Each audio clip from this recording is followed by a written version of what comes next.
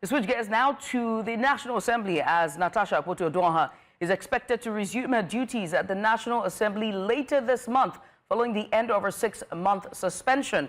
Her lawyer, Victor Giwa, confirmed that the suspended Kogi Central lawmaker, currently in London, will rejoin a plenary when the Senate reconvenes on September 23rd. Akpoti-Oduoha was suspended in March over allegations of insubordination after refusing to accept a reassigned seat during plenary. The Senate also withdrew her privileges, including official aids and salary, during the suspension. She had challenged the action in court, claiming it was retaliation for earlier accusation of sexual harassment against Senate President Godswill Akpabio, an allegation the Senate dismissed. The governor of Lagos State, Governor Babajide Sanwo-Olu, has welcomed the nomination of Lagos as host city for the 2027 Intra-African Trade Fair, describing it as a landmark recognition of Nigeria's economic leadership. The announcement was made by Afreximbank, the African Union, and the AfCFTA, the Secretariat, just during the ongoing IATF 2025 in Algeria. The governor, Sanwo-Olu, said the choice affirms Lagos' status as a commercial hub and aligns with his administration's Themes Plus agenda and the National Renewed Hope agenda. Lagos state officials expect the event to attract over 1,600 exhibitors, 35,000 visitors, and generate billions in trade deals. The Commissioner for Finance, Folashade Ambrose, described the hosting as a strategic move to deepening regional integration and strengthening Nigeria's trade position across Africa.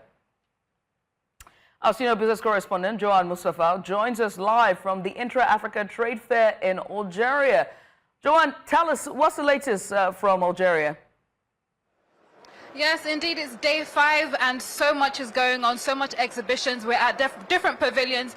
SMEs are being empowered. And we know to accelerate intra-Africa trade, it's going to take the regional blocks, it's going to take the nations, it's going to take the subnational. So I have with me now, joining me, the Director of Trade for the ECOWAS Commission, Mr. Kolawole Shofola. It's great to have you with me, sir. Thank you. It's a pleasure to be here with you at the 4th Intra-African Trade Fair. Indeed, and during the last session I just sat through, we had a lot of SMEs come through and speak on the barriers to trade, certifications, customs, and so on and so forth. What is the ECOWAS Commission doing to address those issues? First and foremost, let me welcome you to the ECOWAS Pavilion of the 4th Intra-African Trade Fair. As you know, within the ECOWAS community, trade is at the heart of our regional integration process. We have a number of flagship programs, not only to promote intra-ECOWAS trade, but also to promote inter-African trade.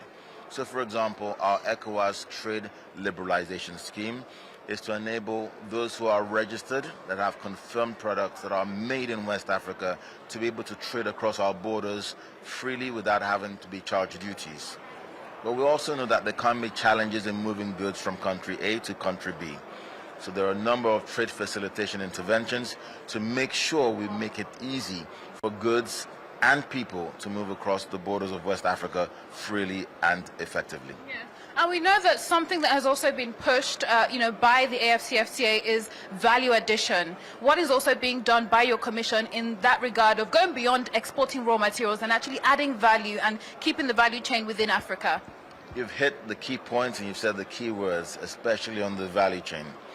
ECOWAS has a number of strategic value chains, including agro-processing, including pharmaceuticals, constructions, automotive, to name but a few, where we are focusing our attention to make sure from farm to the customer, we're able to work on that process. So we have targeted a few of these value chains, and with the help of our community members and also some international partners, and we are supporting these SMEs to be able to enter into those value chains to export within the region and also globally as well. All right, thank you very much for your time. We have an SME that you have sponsored in person of Coco. She has an agri-tech business. Tell us a bit about how ECOWAS Commission has perhaps, powered, your SME and how you're benefiting, how you're finding this Intra-Africa Trade Fair 2025.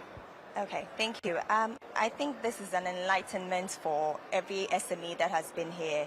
I mean, the creative industry within West Africa has been a beautiful experience for me. This is my first time, and I thank ECOWAS for the opportunity. It's just to interact with our sister countries, the trade barriers, knowing what we're doing, what we're supposed to be doing, so that we can trade amongst each other. This is the step for all the SMEs, and I believe that from here onwards, we know what to do, the next step for our businesses, and it's been a great experience. Hope market is moving here. It is moving.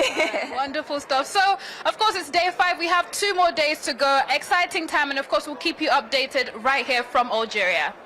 Many thanks, Joanne. We appreciate you for that report there. Joanne Mustafa is our senior business correspondent from the IATF.